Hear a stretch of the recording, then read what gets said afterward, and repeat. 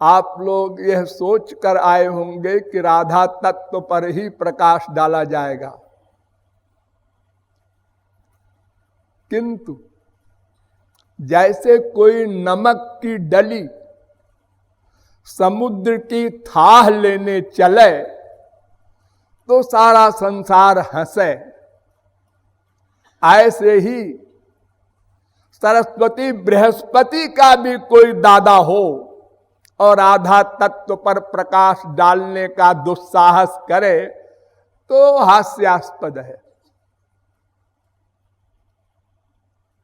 फिर भी तदपि कहे बिनु रहा न कोई, सब महापुरुषों ने कुछ न कुछ कहा है, वेदों ने भी कहा है, पुराणों ने भी कहा है और बाद के ब्रज रसिकों ने भी कहा है, इसलिए हम भी कुछ कह देंगे। ये राधा तत्व क्या है?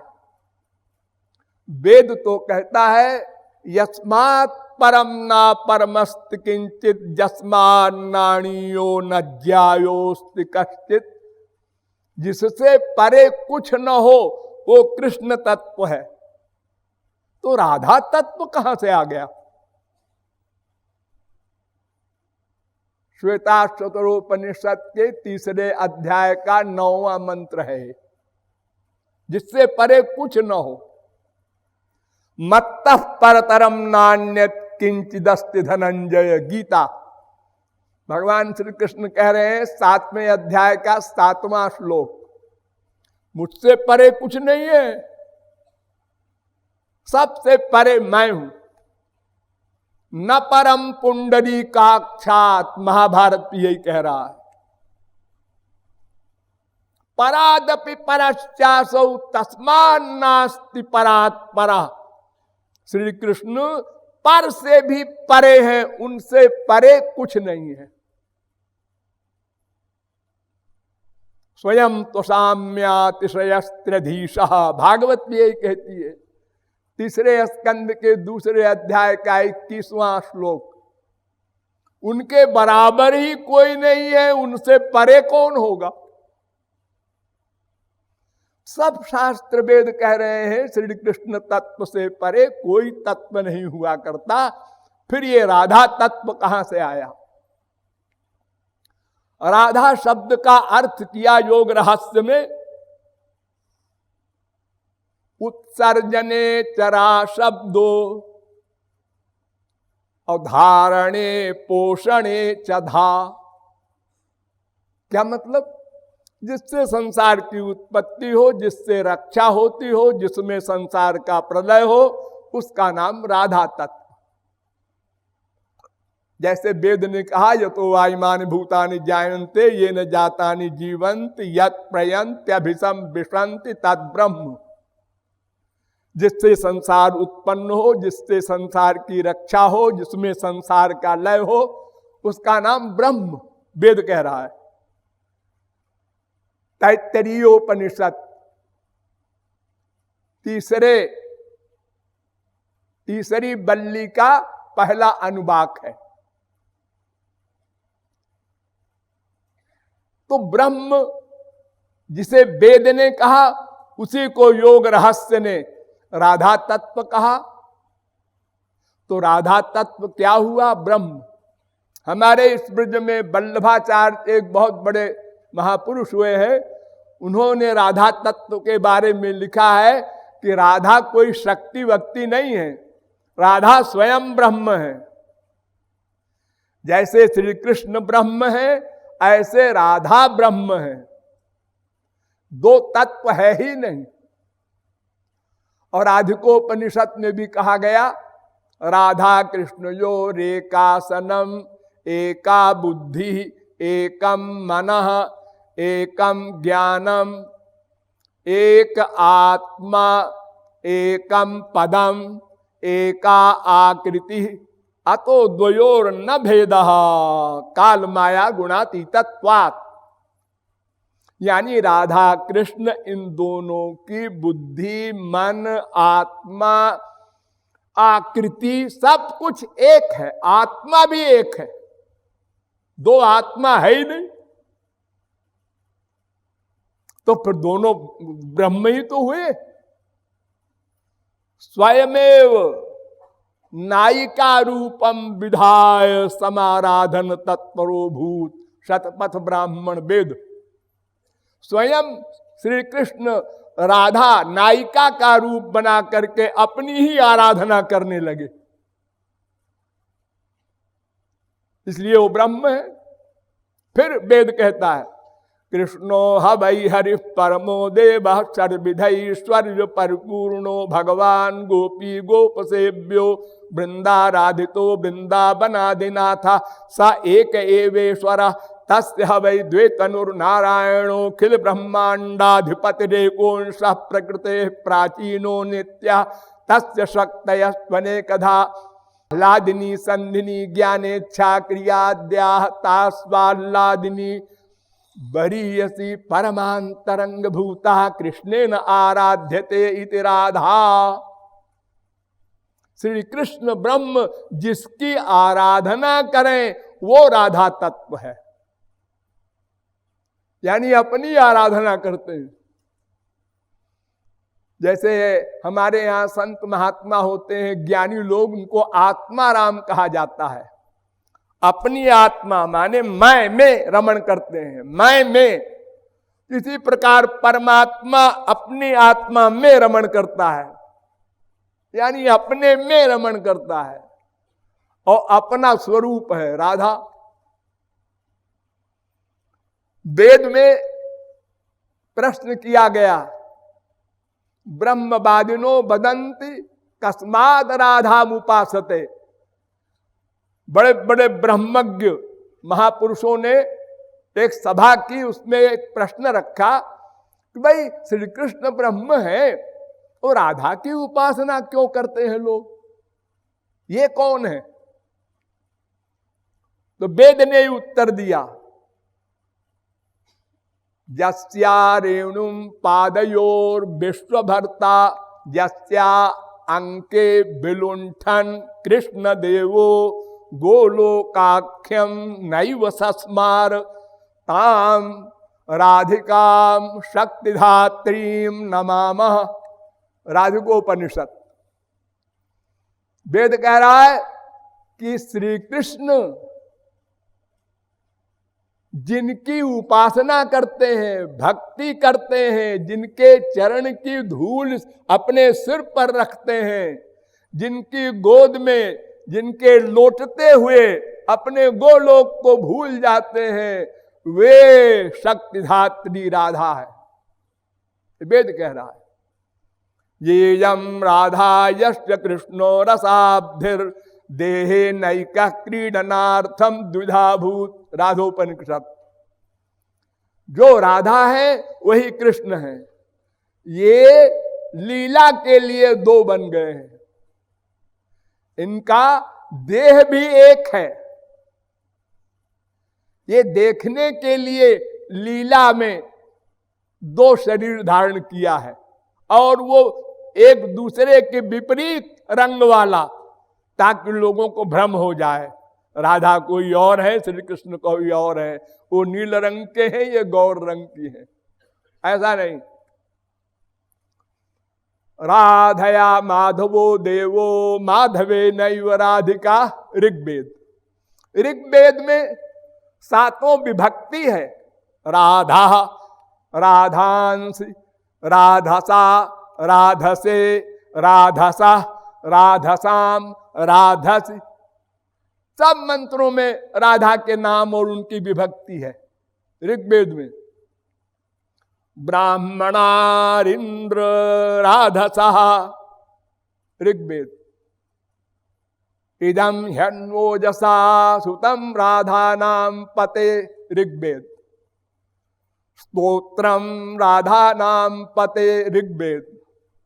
विभक्तारम हवामहे वशोश्चित्रस्य राधसा ऋग्वेद।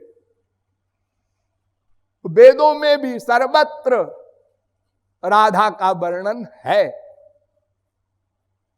फिर लोग कहते हैं जी राधा का वर्णन वेद में जब है तो भागवत में क्यों नहीं है?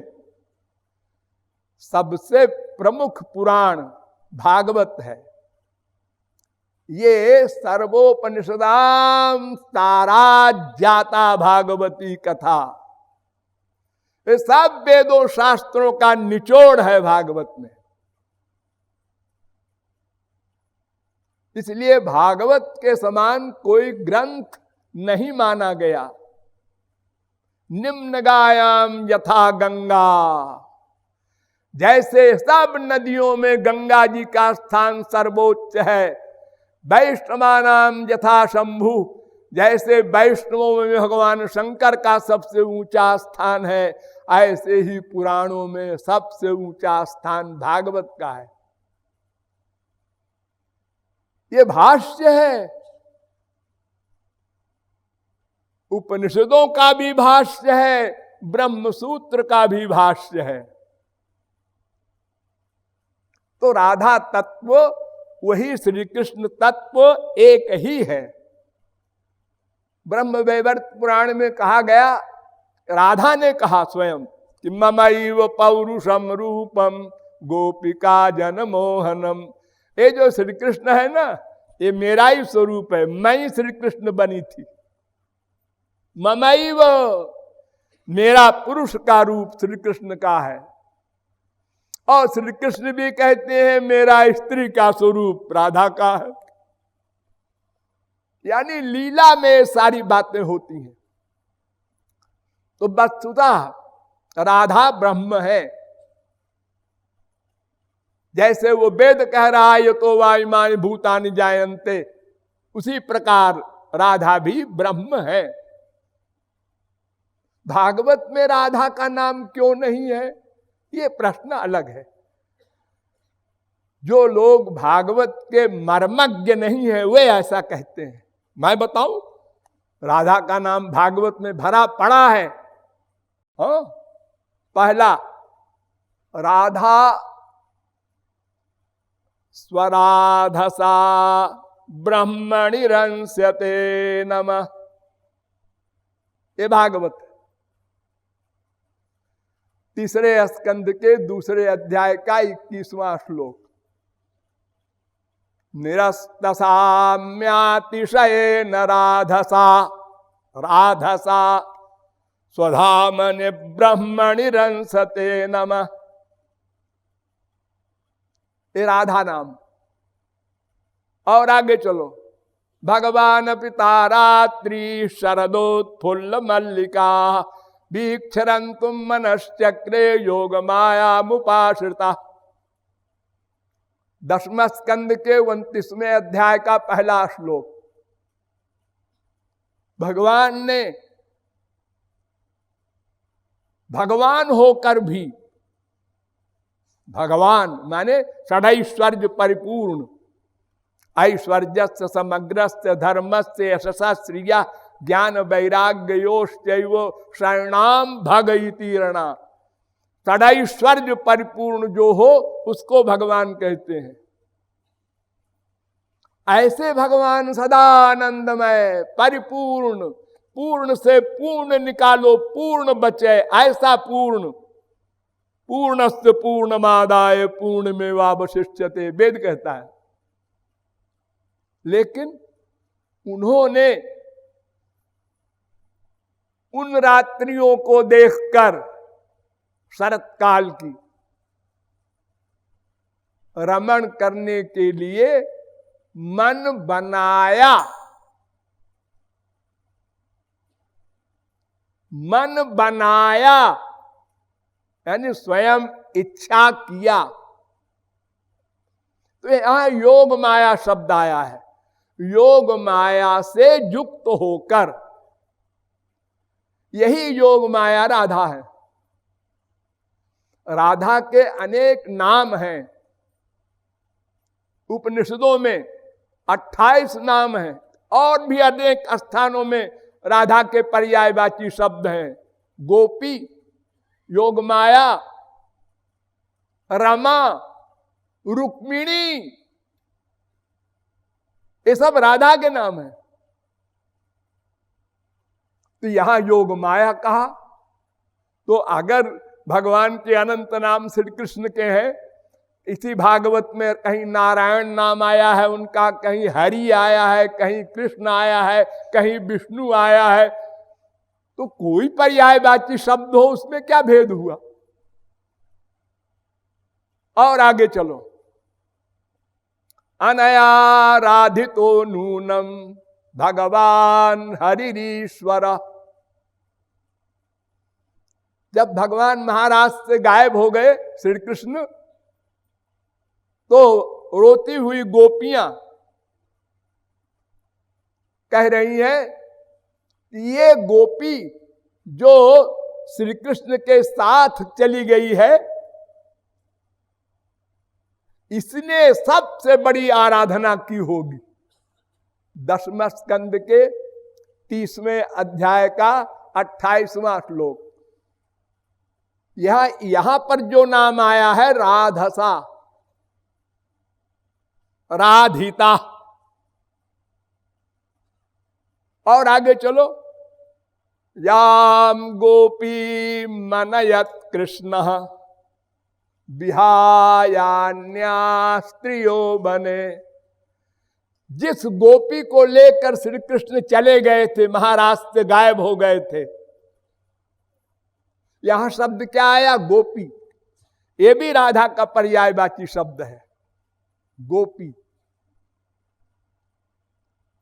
और आगे चलो, रे मे रमेशो ब्रज सुंदरी भीर यथार्भक स्वप्रतिबिंब बिंब। श्री कृष्ण ने गोपियों के साथ ऐसे खेल किए जैसे कोई बच्चा अपनी परछाई से खेलता है। ये गोलोक की गोपियां हैं। तो यहां रमेशा कहा, कोई महाविष्णु थोड़े रास करने आए थे श्री कृष्ण की जगह पर।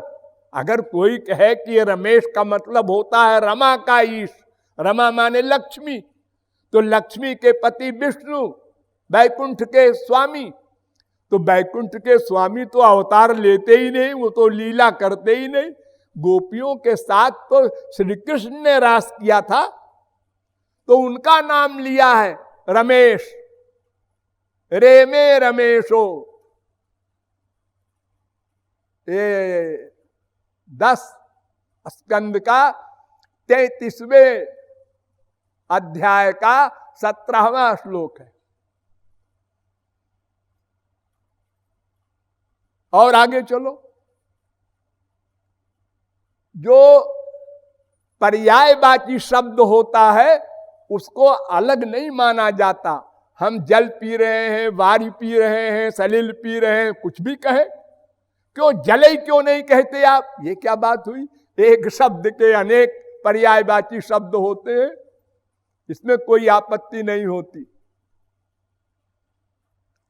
विज्ञाय संदेश हरम रमापते। ध्यान दीजिए, जब उद्धव गोपियों के पास आए तो गोपियां कहती हैं कि रमापति का संदेश लेकर उद्धव आए हैं।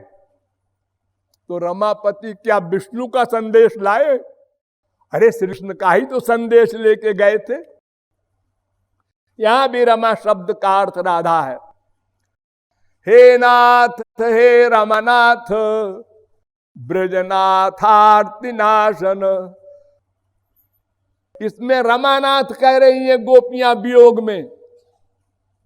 हे रमानाथ श्री कृष्ण के लिए। तो क्या वो बैकुंठ के स्वामी विष्णु को बुला रही है? अरे एक बार महाराज हो रहा था बसंत कालीन, तो उसमें भगवान उसी प्रकार फिर से अलक्षित हो गए। तो गोपियां फिर उसी प्रकार रोने लगी। तो भगवान महाविष्णु बनकर आए, 4 भुजा से, शंख चक्र गदा पद्म लेकर। तो गोपियों ने घूंघट काढ़ लिया। आप कौन? मैं भगवान हूं।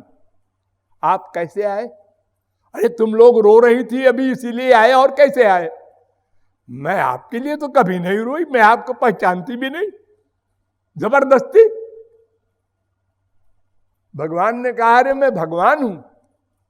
मेरा भगवान से कोई संबंध ही नहीं है, होंगे आप भगवान? तो एक सखी कहती है, अपमान मत कर, शायद भगवान ही हो, तो इनसे वर मांग लो ना, हम लोग फायदा उठावे। हाँ, अच्छा तो आप भगवान हैं सारी। तो ऐसा है कि हमारे श्याम सुंदर हमको छोड़ के चले गए हैं, आप ऐसा आशीर्वाद दीजिए कि मिल जाएं। अरे अजीब बात है, मैं तो हूं श्याम सुंदर ये भगवान कुछ नहीं समझते। गोपियां हंसने लगी, ये 4 भुजा वाले हमारे श्याम सुंदर हो सकते हैं कहीं? अरे क्या लिए हैं, चक्र गदा पद्म। हार गए भगवान, असली रूप में आना पड़ा, गोपियों के सामने परास्त हो गए।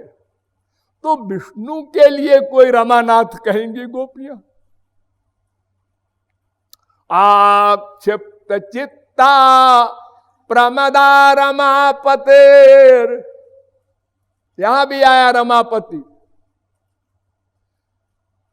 उनकी लीला कर रही हैं वियोग में गोपियां। एक पूतना बन जाती है, एक श्री कृष्ण बन जाती है, अनेक प्रकार की लीलाएं, समाधि में, बेहोशी में, महाभाव की अवस्था में। यहां भी रमा शब्द आया, रमापति की लीला कर रही हैं। तो क्या विष्णु कोई लीला ही नहीं करते, उनकी लीला क्यों करेंगी वो? यहां भी रमा शब्द आया है उनके लिए। कामयामह एतस्य श्रीमत्पादरजश्रिया कुच कुंकुम गंधाढ़ मूर्धना बोढ़ुम गदाभृता। 10वें स्कंद के 83वें अध्याय का 42वां श्लोक है। यहां रुक्मिणी वगैरह द्वारिका में कह रही हैं, हम तो श्री के, ये श्री माने लक्ष्मी नहीं, लक्ष्मी तो वही थी रुक्मिणी। हम श्री के वक्षस्थल से जिनके चरण में कुमकुम लगा है उनकी उपासना करते हैं, उनकी कामना करते हैं। यहां श्री शब्द आया है किशोरी जी के लिए। आप लोग सुनते ही होंगे श्री जी का मंदिर यहां पास में है, तो क्या लक्ष्मी जी का मंदिर है? श्री माने भी राधा, रमा माने भी राधा, गोपी माने भी राधा, योग माया माने भी राधा।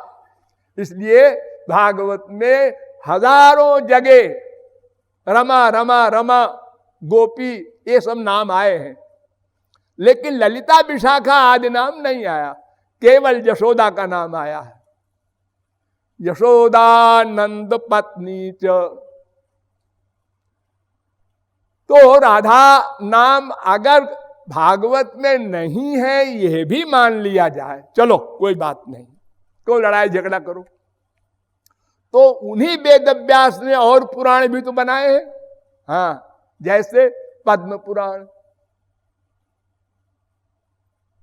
राधा वामांश संभूता महालक्ष्मी प्रकीर्तिता, पद्म पुराण। राधा के बाएं भाग से महालक्ष्मी प्रकट हुई, बाएं भाग से। तत्कला कोटि कोट्यंशा दुर्गाद्या त्रिगुणात्मिका। राधा की कला की कोटि कोटि अंश स्वरूप ये दुर्गा वगैरह है। तो राधा नाम तो आ रहा है, राधा वृंदावने बने, मत्स्य पुराण। तत्राति राधिका शाश्वत, आदि पुराण। लक्षसा कमलादास्य, राधा नाम एक पुराण में नहीं 10 पुराणों में है। राधा शब्द का अर्थ कर रहा है देवी भागवत पुराण। राधनोति सकलान कामान तस्मात् राधा प्रकीर्तिता। जो समस्त कामनाओं को पूर्ण करे उसका नाम राधा।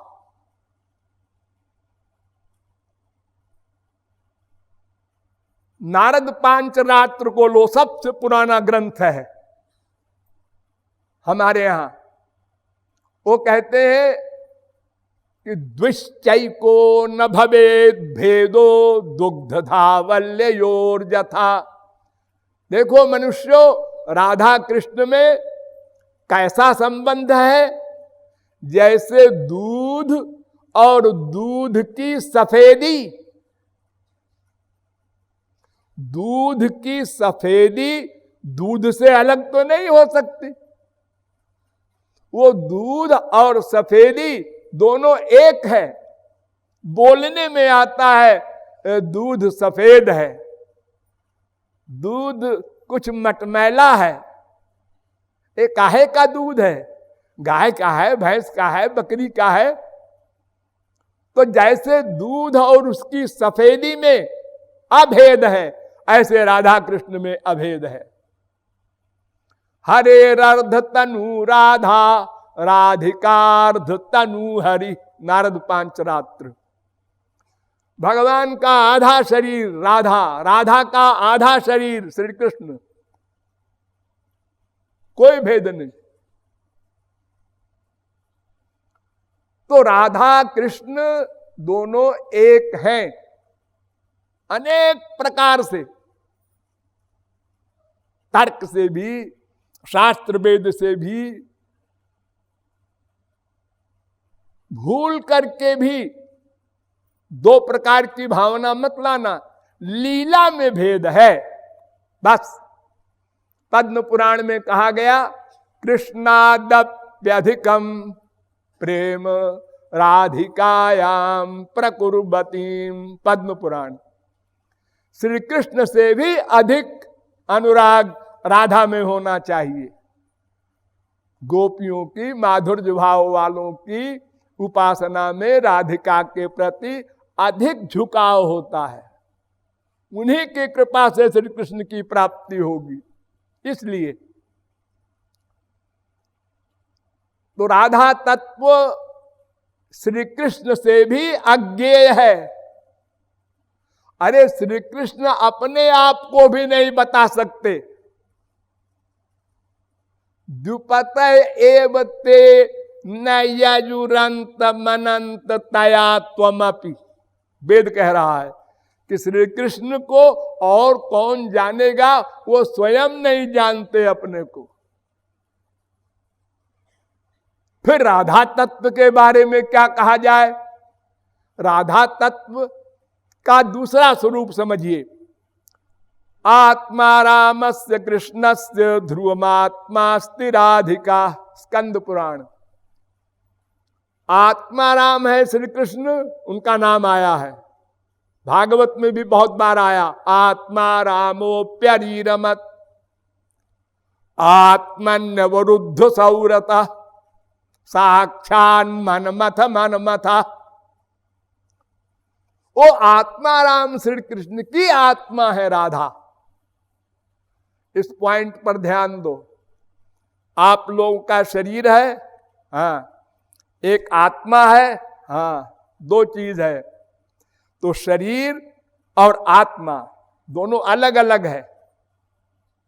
देखने में एक आ रहा है आपके सामने जब तक आप जीवित हैं, और जब मर गए तो आत्मा चला गया।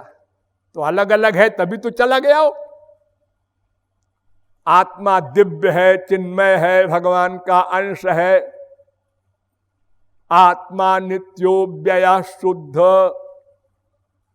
एका क्षेत्रज्ञ आश्रय। अनेक उसकी परिभाषाएं हैं आत्मा की। और शरीर तो पंच महाभूत का है, नश्वर है, ये प्रत्यक्ष आप देखते ही है। लेकिन आपका शरीर माने शरीर, इंद्रियां, मन, बुद्धि, इतने का नाम शरीर। ये सब जड़ हैं, माया से बने हैं। शरीर, इंद्रियां, मन, बुद्धि, ये सब आत्मा के सर्वेंट हैं, रिजाइन नहीं कर सकते और खिलाफत भी नहीं कर सकते आत्मा की। इनको सर्विस करनी पड़ेगी आत्मा के लिए, आत्मा के सुख के लिए। एक आंख को ले लो, क्या देखें किस आत्मा को सुख मिले, ये देखा, हाँ कुछ मिल तो रहा है, फिर देखा अब कुछ कम हो गया, फिर देखा और कम हो गया, फिर देखा अब तो नहीं मिल रहा। बुद्धि जजमेंट दे रही। इसी प्रकार कान, इसी प्रकार नासिका। हम संसार में अपने दोस्त बनाते हैं और कहीं लड़की लड़के का प्यार होता है, पहले बहुत सुंदर लगा और 2-4 दिन देखा कम सुंदर, उसके बाद क्या लाइफ खराब हो गई मेरी, उससे ब्याह हुआ, तब खत्म। प्रतिक्षण वर्धमान की जगह प्रतिक्षण घटमान। जैसे नहर बहुत चौड़ी होती है जब नदी से निकलती है, और कम और नाली बन जाती है अंत में। ये संसार का प्यार है। तो आत्मा का सर्वेंट है ये शरीर, शरीर की स्वामिनी है आत्मा। ऐसे ही आत्मा का स्वामी है परमात्मा श्री कृष्ण। ध्यान दो, सर्वेषामपि भूतानां नृपस्वात्मैव वल्लभः कृष्णमेनमवेहित्वम् आत्मानं सर्वदेहिनाम्। भागवत। सब आत्माओं की वो आत्मा है, यानी जैसे इस शरीर की आत्मा मैं जीवात्मा, ऐसे जीवात्मा की आत्मा परमात्मा श्री कृष्ण, उनका ये शरीर है आत्मा। उसी प्रकार परमात्मा की आत्मा राधा, आत्मा तु राधिका तस्य तयैव रमणा दसौ आत्मा राम इति प्रोक्ता। भागवत। तो आप सोचिए श्री कृष्ण राधा की भक्ति क्यों करते हैं। राधैवाराध्यते मया, ब्रह्मांड पुराण। राधे सर्वापराधम में क्षमस्व परमेश्वरी, ब्रह्म वैवर्त पुराण। हे राधे हमारे अपराध को क्षमा करो। ये तो दास ही बोलेगा, कोई स्वामी बोलेगा ऐसे। इसीलिए वेद कहता है कृष्णेन आराध्यते इति राधा। देखिए राधा शब्द का 2 अर्थ होता है, इसलिए कंफ्यूजन में न पड़ना। एक राधा माने जो श्री कृष्ण की आराधना करें, और एक राधा माने जिसकी आराधना श्री कृष्ण करें। राध धातु से करण अर्थ में गुरोश्च हलः पाणिनीय सूत्र के अनुसार अप्रत्यय होता है, तब उसका अर्थ हो जाता है कि राधिका आराधिका है श्री कृष्ण की। और जब राध धातु से गुरोश्च हलः पाणिनि सूत्र से कर्म अर्थ में अप्रत्यय होता है, तो उसका अर्थ होता है श्री कृष्ण राधा की आराधना करते हैं, यानी दोनों की उपासना करते हैं। इसलिए और एक और पॉइंट है, 3 प्रकार की कृपा होती है। एक सामान्य कृपा, एक विशिष्ट कृपा, एक अद्भुत कृपा। तो 2 कृपा तो भगवान श्री कृष्ण करते हैं।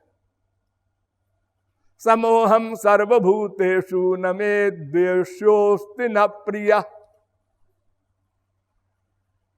गीता 9वें अध्याय का 29वां श्लोक। भगवान कहते हैं अर्जुन मैं समदर्शी हूं। समदर्शी माने क्या होता है?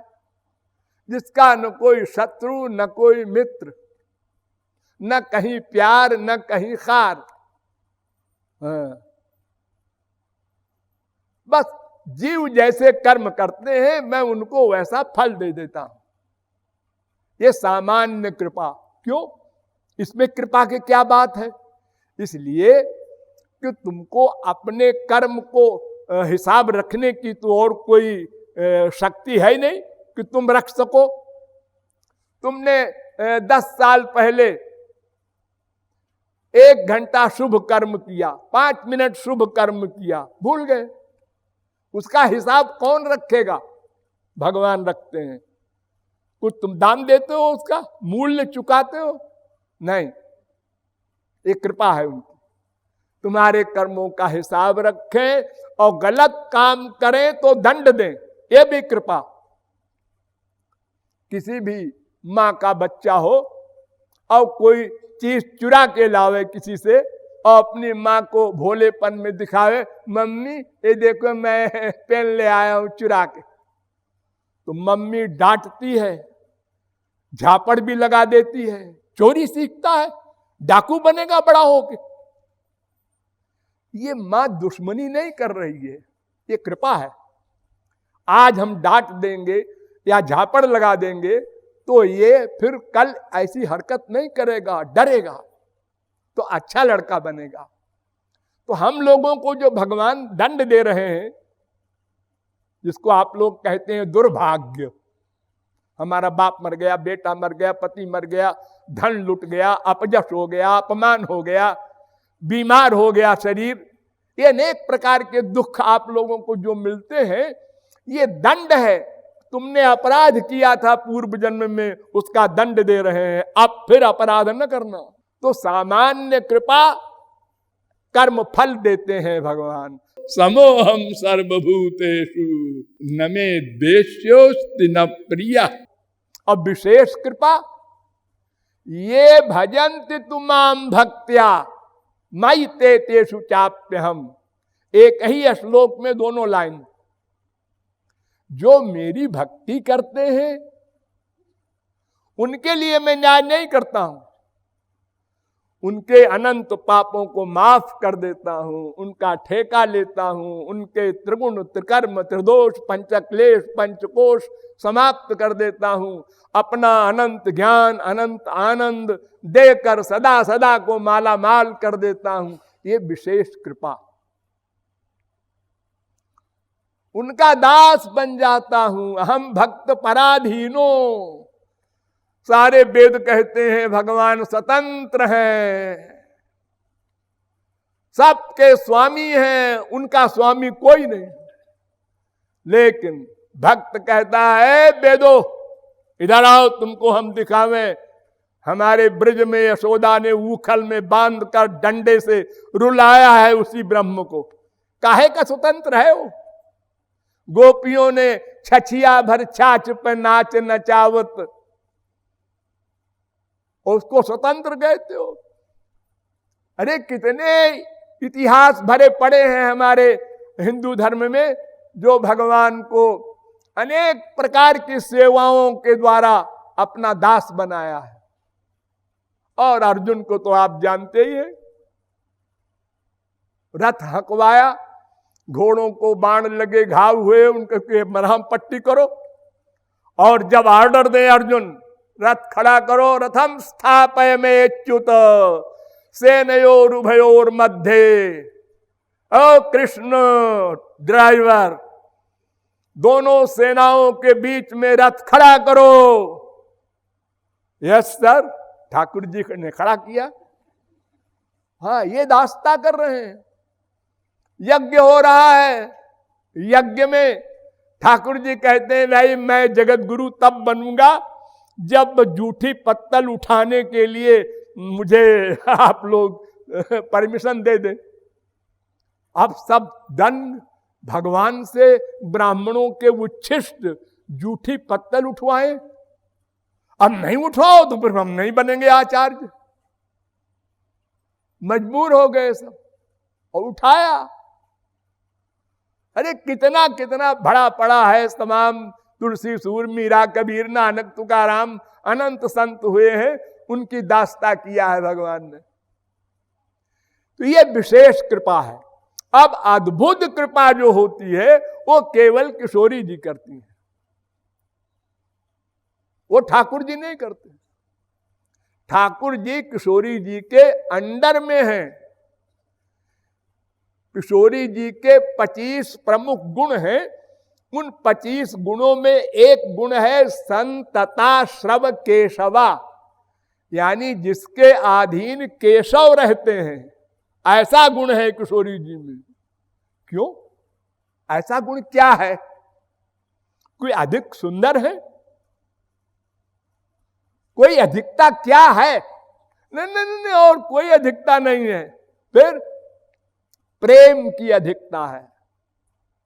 आप लोग साधना भक्ति कर रहे हैं, इसके आगे है भाव भक्ति, फिर प्रेमा भक्ति, फिर स्नेह भक्ति, फिर मान भक्ति, फिर प्रणय भक्ति, फिर राग भक्ति, फिर अनुराग भक्ति, फिर महाभाव भक्ति। तो महाभाव भक्ति पर गोपियां भी गई, ध्यान दो, श्री कृष्ण भी पहुंचे और राधा भी पहुंची।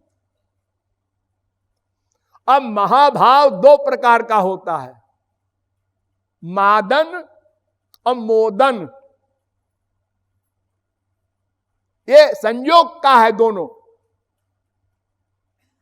अब मोदन वियोग में मोहन बन जाता है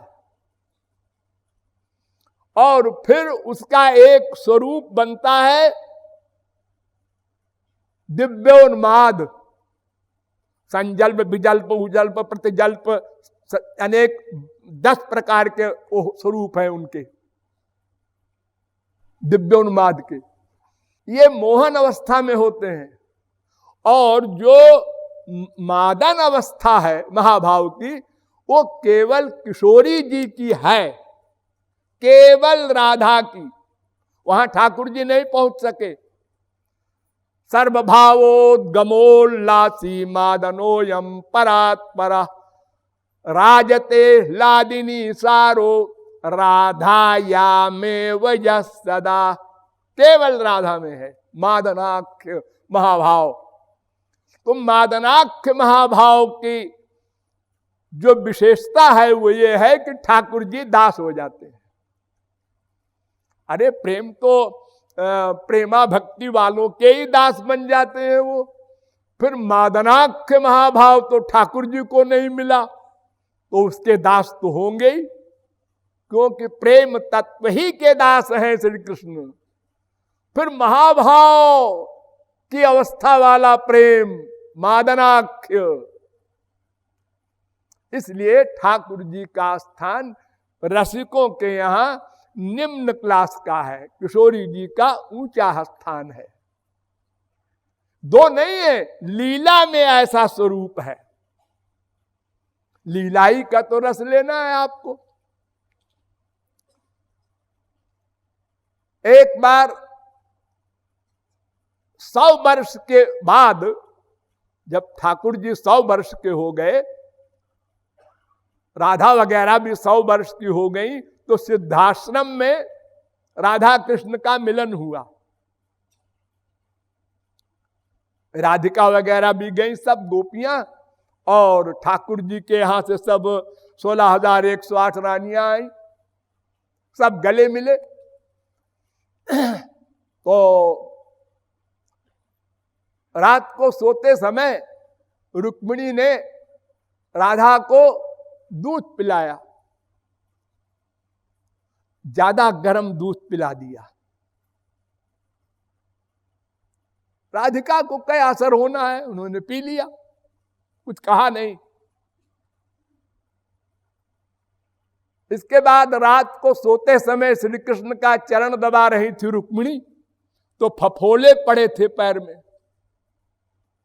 तो रुक्मिणी ने देख के एकदम आश्चर्ययुक्त होकर ठाकुर जी से कहा, प्रियतम ये फफोले कैसे?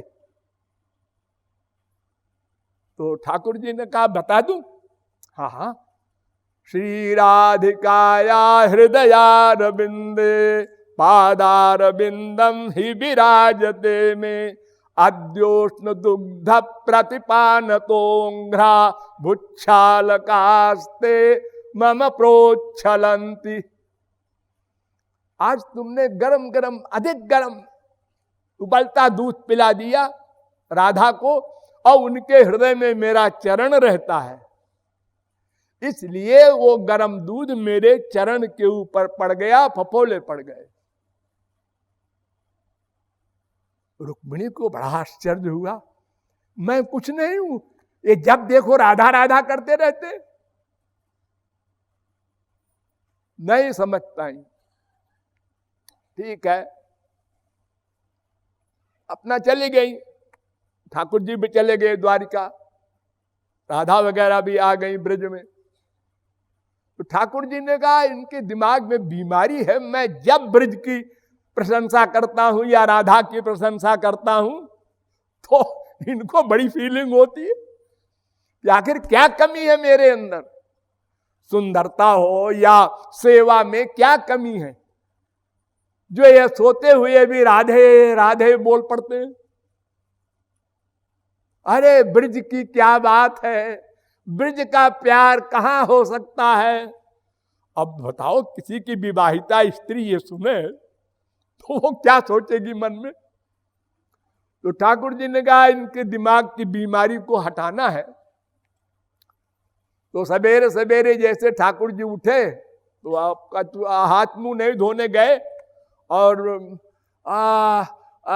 ऐसा करने लगे।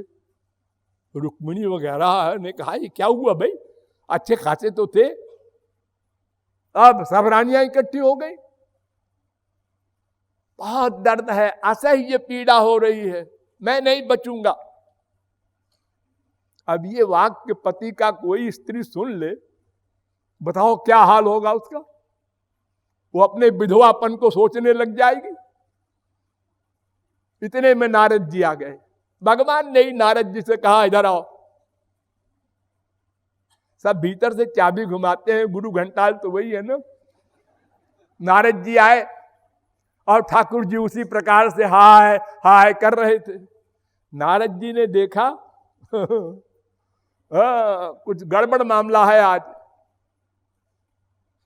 हाँ, रुक्मिणी वगैरह ने कहा नारद जी आप अच्छे आ गए, नारे प्राण वल्लभ को बहुत कष्ट है, सहा नहीं जा रहा है दुख, तो आप कुछ कीजिए। नारद जी ने कहा मैं कुछ करूं, फिर से बंदर का मुंह बनाऊं अपना। एक बार तो बंदर बन चुका हूं। चलो इन्हीं से पूछते हैं, महाराज आपको क्या कष्ट है। अरे बड़ा कष्ट है नारद। अच्छा महाराज इसकी दवा कहां है।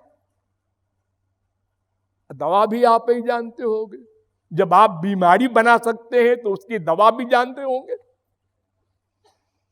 हाँ हाँ हाँ, दवा है इसकी, अगर कोई संत अपनी चरण धूली दे दे तो मैं अच्छा हो जाऊं। संत चरण धूली, मैं भी तो संत हूं। नारद जी के समान कौन संत होगा। भगवान के अवतार भी कहलाते हैं, ब्रह्मा के मानस पुत्र। लेकिन मैं चक्कर में नहीं पड़ता, पता नहीं क्या नाटक है इनका। महाराज कोई संत हो। हाँ हो संत हो। अरे ते माताएं सब संत की दादी है। रुक्मिणी वगैरह जो भगवान की स्त्री बनने का सौभाग्य प्राप्त करती है वो कोई साधारण जीव है क्या। ठीक, माताओं चरण धूली दे दो, प्रियतम ठीक हो जाए, ये दवा बता रहे हैं। नारद नॉर्मल तो हो, कोई स्त्री अपने पति को चरण धूली दे के नरक जाएगी।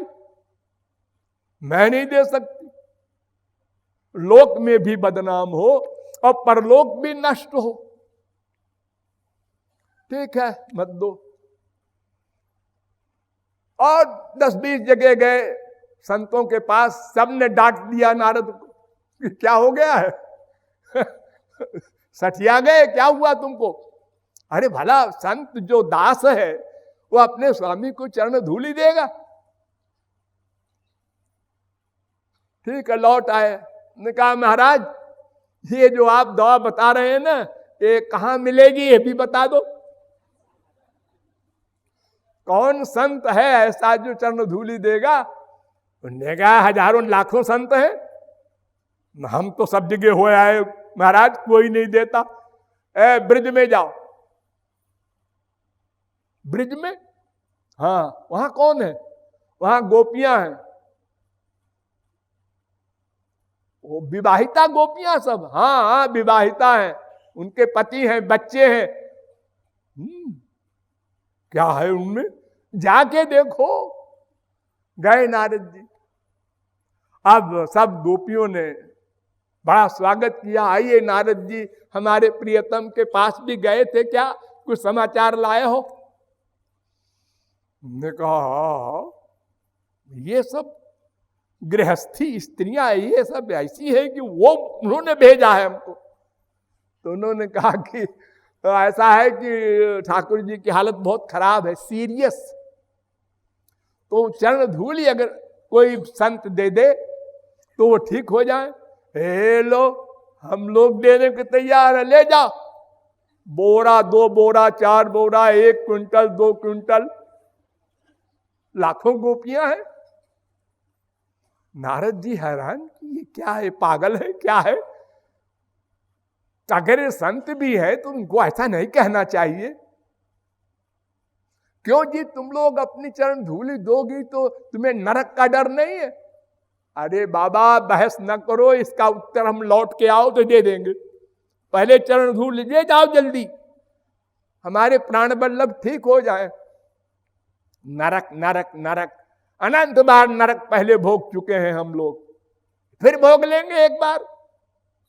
अरे 84 लाख योनियों में प्रत्येक व्यक्ति अनंत बार घूम चुका है, 1000-2000 बार नहीं। हम अनंत बार नरक गए, अनंत बार स्वर्ग गए, कुत्ते बने, बिल्ली बने, गधे बने, मनुष्य बने। 84 लाख योनियों में हम घूम रहे हैं। कब से नहीं, सदा से। तो क्या थोड़ा और घूम लेंगे, चिंता नहीं इसकी। ले गए नारद जी, पहले अपने लगाया, फिर ठाकुर जी को छुआ दिया। ठाकुर जी बिल्कुल, अरे ठीक तो थे, एक्टिंग कर रहे थे। तो रुक्मिणी वगैरह ने कहा ऐसी है ब्रज गोपियां, उनकी चरण धूलि से ठीक हो गए। हम लोग बड़ा अपराध किए जो है उनके खिलाफ सोच रहे थे। तो राधा तत्व निष्काम प्रेम के भी अंतिम अवस्था मादनाख्य महाभाव का स्वरूप है। तो श्री कृष्ण नहीं जान सके तो उसको और कौन जानेगा। हमारे ब्रज के एक रसिक ने 2 लाइन 4 लाइन का एक पद बनाया है। परम धन राधे नाम आधार, जासु नाम मुरली महटेरत, सुमिरत बारंबार परम धन, कोटिन रूप धरे नंद नंदन, ताऊ न पायो पार परम धन, राधे नाम आधार। वो राधा तत्व है। तो आप लोग तो सिद्धांत में इतना ही समझिए कि दोनों एक है, आत्मा भी एक है, कोई भेद नहीं। श्री कृष्ण ने कहा राधा से एक बार कि देहस्ते हम त्वमपि च ममासीति हन्त प्रबादा, प्राणस्ते हम त्वमपि च ममासीति तावत् प्रलापा, त्वं मे ते स्या महमपि च तद्बाधितं साधु राधे, नो युक्तौ नौ प्रणय विषये युष्म दस्मत् प्रयोग। हे राधे, मैं तुम्हारी देह हूं और तुम हमारी देह हो। इतना गंभीर प्यार, मैं तुम्हारी देह हूं और तुम हमारी देह हूं, ऐसा अगर मैं कहूं ये बकवास है। तुम मेरी प्राण हो और मैं तुम्हारा प्राण हूं, ये भी बकवास है। फिर क्या कहें, तुम मेरी हो मैं तेरा हूं, ये भी बकवास है। तो फिर क्या सही है? हमारे तुम्हारे विषय में मैं और तुम का प्रयोग नहीं होना चाहिए, ऐसा स्वरूप है हम दोनों का। जैसे मैंने बताया दूध और सफेदी, जैसे कस्तूरी और कस्तूरी की सुगंध, जैसे आग और दाहिका शक्ति, जलाने की शक्ति एक है। बस इतना ही सिद्धांत आप लोग याद रखिए। लेकिन झुकाव राधा के प्रति होना चाहिए, लेकिन छोटा बड़ा आदि की भावना ना आने पाए। ये हंसी मजाक में रसिकों ने तमाम बातें कही है श्री कृष्ण के खिलाफ, लेकिन वो इसलिए कही है जैसे गोपियां, जब श्री कृष्ण स्वयं गोपी बने और जाकर राधिका से कहा, अरे एक लड़का है नंद का, बड़ा लफंगा है, बहुत तंग करता है, रास्ते में छेड़ता रहता है, सुना है तुम भी प्यार करती हो उससे। राधिका मुस्कुराने लगी, उन्होंने कहा हाँ करती हूं। अरे बड़ा लफंगा है वो तो। अरे सखी तू नहीं जानती, प्रेम की जो अटपटी रीति गति होती है उसको प्रेमी लोग जानते हैं। वो लोगों से जो छेड़खानी करता है वो हमारे प्रेम को छुपाने के लिए करता है कि लोग समझे कि इनसे प्यार है। प्रेम अत्यंत सूक्ष्म वस्तु है, अनिर्वचनीय है, केवल अनुभव करने की बात है, तुम नहीं समझ सकती हो। ठाकुर जी हार गए, अपना समूह लेके लौट आए। वो तो गए थे कि कुछ खिलाफ बोलेंगी ये ठाकुर जी के, लेकिन ऐसा कुछ नहीं हुआ। तो दोनों को सदा एक मानो और चाहे राधा में श्री कृष्ण को रखकर केवल राधा की भक्ति करो, और चाहे श्री कृष्ण में राधा को डाल दो और केवल श्री कृष्ण की भक्ति करो, और चाहे राधा कृष्ण दोनों की भक्ति करो। लेकिन राधा कृष्ण दोनों की भक्ति करना ही आवश्यक है, क्योंकि लीलाएं कैसे होंगी? लीलाओं की दृष्टि से दोनों को साथ साथ रखना होगा। राधा का मादनाक्य भाव का जो प्रेम है वो कैसा है, थोड़ी आपको झांकी बतावें। और वस्तो मात कटुरपि कथम दुर्बले नो रसा में ताप प्रौढ़ो हरि विरह जह सहजते तन्न जाने निष्क्रांता चेत भवति हृदयात यस्य धूम छटापि ब्रह्मांडानाम सखिकुलमपि ज्वालया जाज्वलीति। राधा का श्याम सुंदर से कितना प्यार था कि उनके वियोग में इतना टेम्परेचर था उनके हृदय में, और कंट्रोल में रखती थी योग माया से। वो टेम्परेचर, ताप, जैसे सूरज का ताप, एक छोटी सी आग का ताप अलग अलग लिमिट का होता है ना, तो इतना बड़ा ताप था कि जैसे किसी आग का अगला हिस्सा धुआं, वो काली लकीर होती है ना लौ के ऊपर, उसकी परछाई होती है। फिर उसके बाद मतलब एक तो लौ, उसके ऊपर धुआं, उसके ऊपर परछाई। तो अगर किशोरी जी के विरह की आग के धुएं की परछाई भी हृदय से निकल जाए, यानी किशोरी जी निकाल दें, तो अनंत कोटि ब्रह्मांड तत्काल भस्म हो जाए। इतना टेम्परेचर, इतना ताप श्याम सुंदर के वियोग का था। मादनाख्य महाभाव कहा है। इसलिए वहां बुद्धि नहीं जाएगी इतनी दूर। आप लोगों को तो बस इतने ही समझना है कि जैसे तुरंत का पैदा हुआ बच्चा अपनी माँ को न जान सकता है, न समझ सकता है, न कोई उपाय है उसके पास, बस रो देता है, माँ अपने आप सब काम कर देती है उसका। उसी प्रकार की शरणागति आपको करनी है।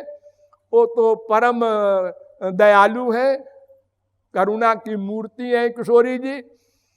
आपकी करुण पुकार को सुनते ही वो रह नहीं सकती, वो कृपा करेंगी और आपका लक्ष्य प्राप्त होगा। बोलिए राधा रानी की।